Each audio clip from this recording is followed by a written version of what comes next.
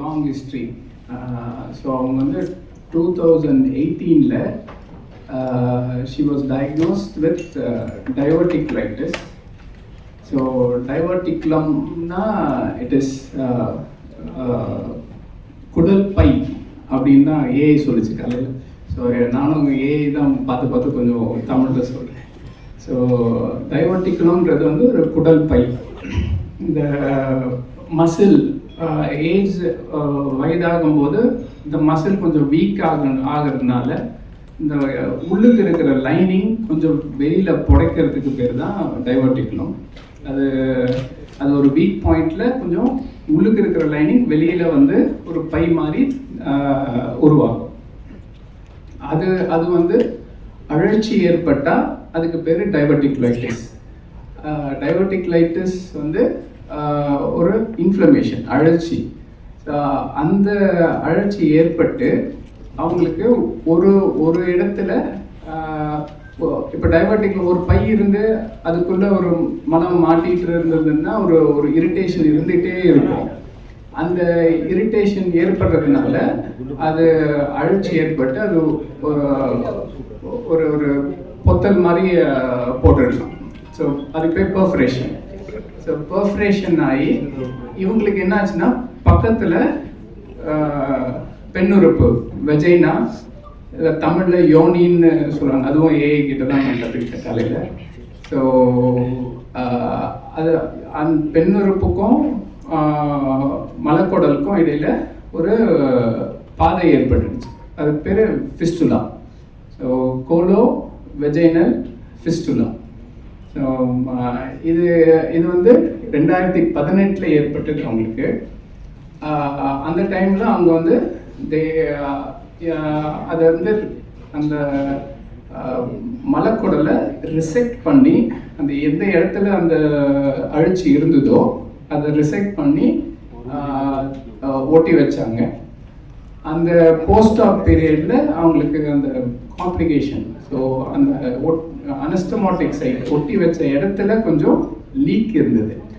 அந்த லீக்குனால அந்த பெருங்குடலை எடுத்து வயிற்றுல வச்சு பையில தான் மலம் சேர்ற மாதிரி இருந்தது. பெரு கொலாஸ்டமின்னு. ஸோ கொலாஸ்டமி பண்ணி அந்த டைமில் அந்த இன்ஃபெக்ஷன் எல்லாத்தையும் செட்டில் ஆனாங்க. அதுக்கப்புறம் திரும்பவும் அதை ஒரு 3-4 மாதம் கழித்து அதை அந்த கொலாஸ்டமி ரிவர்சல் திரும்பவும் அந்த மலக்குடலை இணைச்சிட்டாங்க. ஸோ ஆனாலும் அவங்களுக்கு ஏற்பட்ட அந்த ஃபிஸ்டுலா, அந்த மலக்குடலுக்கும் வெஜைனாக்கும் ஏற்பட்ட அந்த இணைப்பு பாதை வந்து இருந்துகிட்டே தான் இருந்தது. ஸோ அவங்க ஒரு முறையும் மலம் கழிக்கும் போது அவங்க வெஜைனா வழியாகவும் அவங்க மலம் வந்துட்டு இருந்தது. ஸோ அது வந்து இட் ஹஸ் பீன் ஒரு பர்சிஸ்டண்ட்டாக ஒரு இரிட்டேஷன், ஒரு பர்னிங் சென்சேஷன், அவங்களால வெளியில் போக முடியாது. ஸோ இதனால ஒரு 2-3 years கழிச்சு இன்னொரு இடத்துல ஒரு ஹர்னியா வந்துச்சு. ஹர்னியாவும் they did a surgical repair, but every time it was அந்த ஹர்னியா ரிப்பேர் தானே தவிர இந்த ஃபிஸ்டுலாவை வந்து அவங்க இது ரிசெக்ட் பண்ண முடியல. ஸோ அவங்க 2018 இந்த 2026 வரைக்குமே இந்த மாதிரி மலம் வந்து அவங்களுடைய ஜெனா வழியாக வர்றது இருந்துகிட்டே இருந்தது. ஸோ இதனால ஒரு ரெக்கரண்ட்டாக யூரினரி இன்ஃபெக்ஷன் வந்துகிட்டே இருந்தது. ஸோ ஒரு இரிட்டேஷன், என்ன இது பண்ணாலும் ஒரு வெஜினால ஒரு பர்னிங் சென்சேஷன், இரிட்டேஷன், அவங்களால வெளியில் அவ்வளோவா போக முடியாது. It's very embarrassing for them sometimes. So அதனால் இது இருந்துகிட்டே இருந்ததுனால ஸோ இது ஒரு டயக்ரோமேட்டிக் இது. ஸோ வெஜைனாக்கும் கோலனுக்கும் இடையில ஏற்படுற ஒரு இணைப்பு பாதை தான் கோலோவெஜைனல் ஃபிஸ்டுலா. ஸோ நாங்கள் இந்த வாட்டி அதை வந்து ஐடென்டிஃபை பண்ணுறது, எந்த இடத்துல அந்த இணைப்பு இருந்ததுன்றத ஐடென்டிஃபை பண்ணுறதே ஒரு பெரிய கஷ்டமாக இருக்குது. ஸோ நிறைய இடத்துல பண்ணி எங்கேன்னு கரெக்டாக தெரியாத மாதிரியே இருந்தது. ஸோ நாங்கள் ஒன்று சிடி பண்ணி கான்ட்ராஸ்ட் மோஷன் போகிற இடத்து வழியாக கான்ட்ராஸ்ட் கொடுத்து எந்த இடத்துல ஒரு லீக் இருந்ததுன்றது பார்த்தோம். அப்புறம் எண்டோஸ்கோப்பி வழியாகவே எந்த இடத்துல அந்த இணைப்பு ஏற்பட்டிருக்குதுன்றதை பார்த்துட்டு அண்ட் ஃபர்ஸ்ட் எண்டோஸ்கோப்பி வழியாக அதை எண்டோஸ்கோப்பி வழியாகவே அதை சூச்சர் பண்ணிடலாம், தச்சிடலான்னு பார்த்தோம். பட் இது ரொம்ப நாள் பட்டு இருந்ததுனால அந்த சூச்சர் வந்து it didn't stay in place. So ரொம்ப ஃபைப்ரோசிஸ் நாள்பட்டு இருக்கிறதுனால ஒரு ஃபைப்ரோசிஸும் ஏற்படும். ஸோ அதனால் ஒரு இடத்துல இன்னொரு இடம் ஃபுல்லாக க்ளோஸ் ஆகாது. So it didn't stay in place. So அதனால் நாங்கள் இதை எப்படி அடைக்கலான்றது யோசிக்கும் போது தான் ஹார்ட்டில் இருக்கிற ஹோல் அதில் ப்ளக் பண்ணுறதுக்கு ஒரு சில டிவைசஸ் இருக்குது. அப்போ தான் நான் மனோஜ் சார்கிட்ட டிஸ்கஸ் பண்ணி அது மாதிரி ஒரு டிவைஸை ஏன் இங்கே பொருத்தக்கூடாதுன்றதை டிஸ்கஸ் பண்ணி அதுக்கப்புறம் இந்த ப்ரொசீஜர் பிளான் பண்ணோம். Thank you Anand, thank you for the detail explanation. யூஸ்வலாக எங்கள் கார்டியாலஜியில் பார்த்தீங்கன்னா எங்களோட மெயின் ஜாபு ரத்த குழாயில் அடைப்பு இருக்கும், அதை ஓப்பன் பண்ணுறது, பலூன் பண்ணோம், ஸ்டென்ட் பண்ணோம், இதான் 90% நாங்கள் பண்ணுற ஜாப். பட் கார்டியாலஜியில் ஸ்ட்ரக்சரல் ஹார்ட் இன்டர்வென்ஷன் சொல்லுவோம். தட் இஸ் ஹார்ட்டோட வாலில் பிரச்சனை இருக்குது, ஹார்ட்டில் ஓட்டை இருக்குது, ராங் கனெக்ஷன் இருக்குது, இதெல்லாம் க்ளோஸ் பண்ணுறதுக்கு நாங்கள் நிறையா டிவைசஸ் யூஸ் பண்ணுவோம். ஸோ ஃபார் எக்ஸாம்பிள் ஹார்ட்டில் காமனஸ்ட் ப்ராப்ளம் பார்த்தீங்கன்னா மேல் 2 அறைக்கு நடுவில் ஓட்டை இருக்கிறது, பிறவிலேருந்து இருக்கிறது, ஏஎஸ்டின்னு சொல்லுவோம். ஸோ இது வரைக்கும் பார்த்தீங்கன்னா வேர்ல்டில் மோர் தென் 30 மில்லியன் பேருக்கு அந்த டிவைஸ் க்ளோஸ் பண்ணியிருக்கோம். So it's a technique over last 1967 ஆரம்பிச்சு, இந்தியாவில் 1994 ஆரம்பிச்சு we have done ample number of things. So அந்த டிவைஸ் வச்சு ஒரு ஹோலை க்ளோஸ் பண்ணுறது is something we are regularly doing. But இந்த மாதிரி சினாரியோவில் டிவைஸை வச்சு க்ளோஸ் பண்ணுறதுக்கு எங்களுக்கு எக்ஸ்பீரியன்ஸ் கிடையாது. அதனால் நாங்கள் பார்த்துச்சு வேர்ல்டு வைட் பார்த்தீங்கன்னா ரிப்போர்ட் பண்ணிக்கச்சு ஒரு 4 கேஸ் ரிப்போர்ட் பண்ணியிருந்தாங்க. இந்தியாவிலேருந்து யாரும் அந்த மாதிரி பண்ணது இல்லை. சரின்னு சொல்லிட்டு we thought we'll sit as a team, myself, Anand, Dr. Basumani sir, Sundar, all of us sat together and இதை எப்படி பண்ணலாம் அப்படின்னு பிளான் பண்ணி அப்புறம் சிடி ஸ்கேன் இன்புட் எடுத்துன்னு எண்டோஸ்கோபி இன்புட் எடுத்துன்னு பார்த்தோம். முக்கால்வாசி ப்ரொசீஜர்ஸ் இந்த மாதிரி ப்ரொசீஜர்ஸ் கேத்லாபில் வச்சு ஃப்ளோரோஸ்கோப்பி வச்சு பண்ணோம். But Anand had a good idea, நம்ம எண்டோஸ்கோப்பியே யூஸ் பண்ணி அண்டர் விஷனே பண்ணலாம், சின்ஸ் நமக்கு எப்படி டிவைஸ் டிப்ளாய் ஆகுது நல்லா தெரியணும் அப்படிங்கிற ரீசன்னால he had this idea. So 2 எண்டோஸ்கோப்பை வச்சுட்டு எப்படி நாங்கள் ஹார்ட் டிவைஸை டிப்ளாய் பண்ணுவோமோ அதே மாதிரி தான். But we thought we will use this endoscopy assistance. So இது வரைக்கும் என்னோட கேரியரில் ஃப்ளோரோஸ்கோப்பி இல்லாமல் எண்டோஸ்கோப்பி வச்சு I have never deployed the device. So first time endoscopy guidance use பண்ணி டிவைஸை வந்து போய் சார் இப்போ காமிச்ச மாதிரி அந்த டிவைஸை வந்து எண்டோஸ்கோப்பியில் இதுதான் அந்த டிவைஸு. ஸோ சார் வந்து 2 பக்கமும் காமிச்சிருந்தார். இந்த பக்கத்துலேருந்து கேமரா காமிச்சார், அந்த பக்கத்துலேருந்து கேமரா காமிச்சு, ஸோ தட் அந்த டிவைஸ் கரெக்டாக ஃபிட் ஆகுதா, அந்த லொக்கேஷனில் எப்படி இருக்குது அப்படிங்கிறத வந்து இது க்ளோஸ் பண்ணுறது வந்து கரெக்டாக இருக்கான்னு பார்த்து 2 பக்கமும் கரெக்டாக இருக்குன்னு ஒன்ஸ் வி வர் கன்வின்ஸ்ட், அதுக்கப்புறம் வி ரிலீஸ் த டிவைஸ். அது once we release the device we were very happy. அது கரெக்டாக அந்த 2 பக்கத்தோட ஓட்டையும் கரெக்டாக க்ளோஸ் பண்ணுச்சு. ப்ளஸ் அதோட நார்மல் ஃப்ளோவும் அப்ஸ்ட்ரக்ட் பண்ணாமல் இருந்தது. ஏன்னா நார்மலாக ரெக்டத்துலேருந்து மோஷன் வெளியில் வர வழியும் அப்ஸ்ட்ரக்ட் ஆகாமல் இருக்கணும் நம்ம டிவைஸ் போட்டுச்சு. ஸோ அதுவும் கரெக்டாக இருக்கான்னு பார்த்து once both doctor Anand, myself, doctor Basumani நாங்கள் கன்வின்ஸ் ஆனதுக்கப்புறம் தான் we release the device. Then ஃப்ளோரோஸ்கோப்பியில் பார்க்கறச்சு டிவைஸ் நல்லா டிப்ளாய் ஆயிருந்தது. ஸோ இந்த கேஸில் இன்னொரு இதுதான் device. If you see the device, this is the you see it closely, this is one end, this is another end, நடுவுல ஒரு portion இருக்கு. So this is the tips of the device. So இது வந்து something on so நார்மலாக atrial sceptre ஹார்ட்டோட whole close பண்ணுற device வந்து அதில் 2 ends தான் இருக்கும். ஸோ யூஸ்வலாக டிஃபெக்ட் வந்து இந்த எண்டு அந்த எண்டு மட்டும்தான் இருக்கும். பட் இந்த சுச்சுவேஷனில் பிகாஸ் ஃபிஸ்டுலஸ் ட்ராக்ட் லாங்காக இருக்கிறதுனால அந்த டிவைஸ் செட் ஆகாதுன்னு சொல்லிட்டு AVP2 பிளக்னு சொல்லிட்டு சொல்லுவோம். அது வந்து இந்த மாதிரி 2 எண்ட்ஸ் இருக்கும், நடுவில் ஒரு போர்ஷன் இருக்கும் which will help us close that tract. So அதை வச்சு we were able to get that good alignment. So இந்த பக்கமும் நல்லா செக்யூராக க்ளோஸ் ஆயிருக்கு, இந்த பக்கமும் செக்யூராக க்ளோஸ் ஆயிருக்கு, அந்த tract க்ளோஸ் ஆனிச்சு. So that is what we were able to establish. Any procedure and date. So we procedure பண்ணிட்டு almost for 2 weeks we waited how it behaves. Luckily patient is doing well.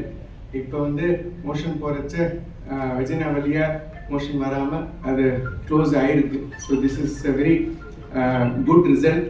So follow அப்பில் we will do following up the patient endoscopy பண்ணி அந்த இது எப்படி seal ஆகிருக்கணும் we will be able to see in the future. And the reason we like to share is எங்களுக்கு இந்த மாதிரி experience கிடையாது. Because of the input from the gastroenterology we were able to do this device. And patient பொறுத்தல ஒரு irritating ஒரு nuisance ஆன problem, but almost in 8 years patient was suffering with this problem. So we were able to relieve the problem for the patient.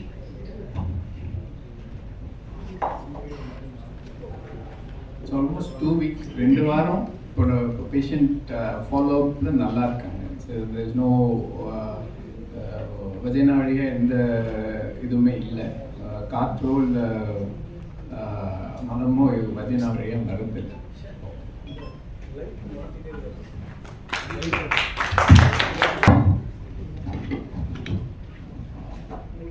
அனைவருக்கும் வணக்கம்.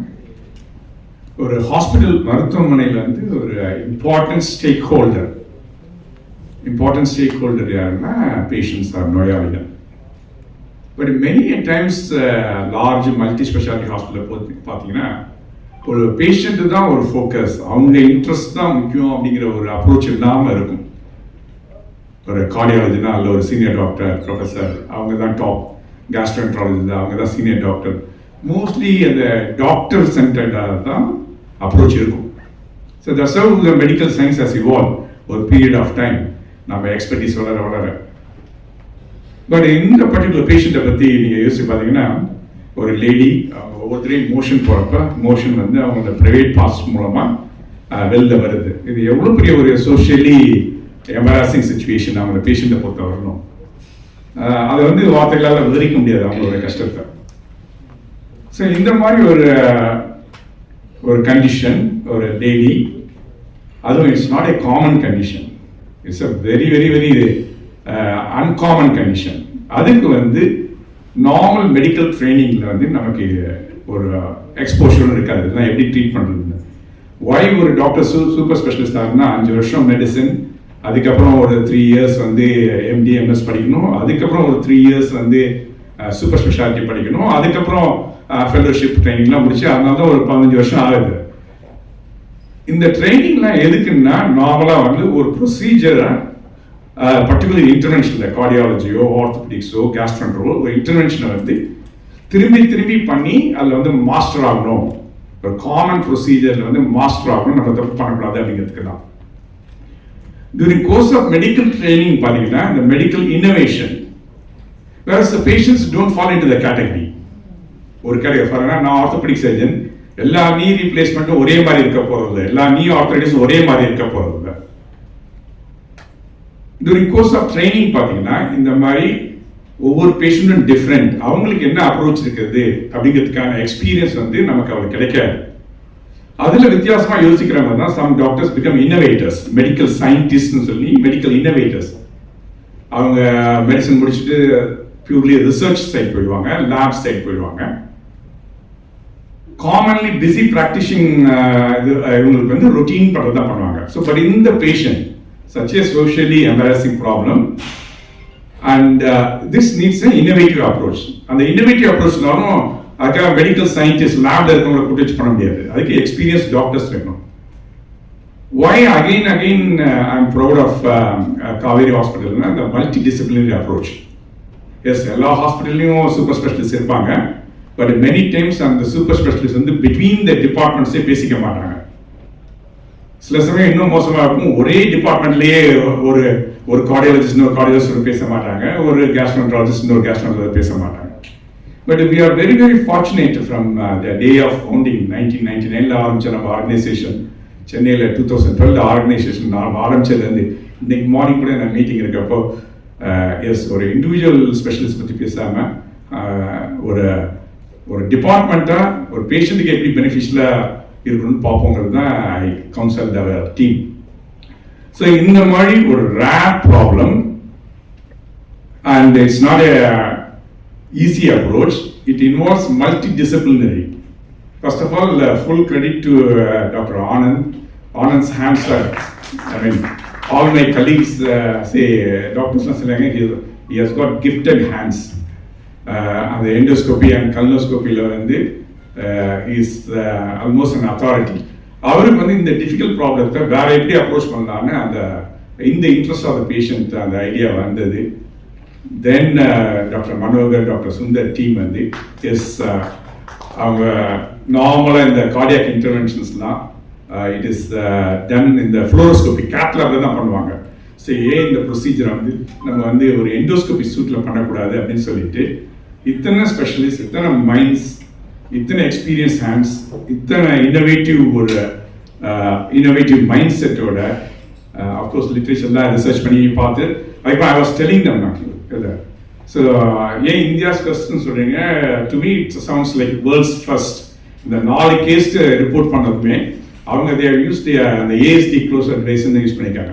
But இந்த particular device வந்து வேர்ல்டில் first டைமாக use பண்ணிக்கோம். We should say it's world's first.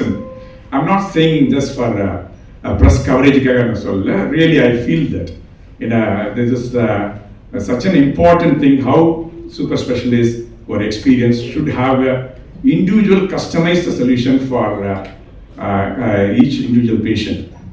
The meeting argument Dr. Basmani adha sonanga how வந்து Kaveri, I mean, is a patient centered approach. Again I'm coming back to the first sentence I said. So forget about our specialty of thing, what the patient problem avanga what they need ங்கிறது தான் இந்த particular patient வந்து இன்னைக்கு successful outcome ஆகிறதுக்கும் காரணம். Thank you. Full congratulations to, and I'm proud of really all the colleagues whom I'm working with. Thank you.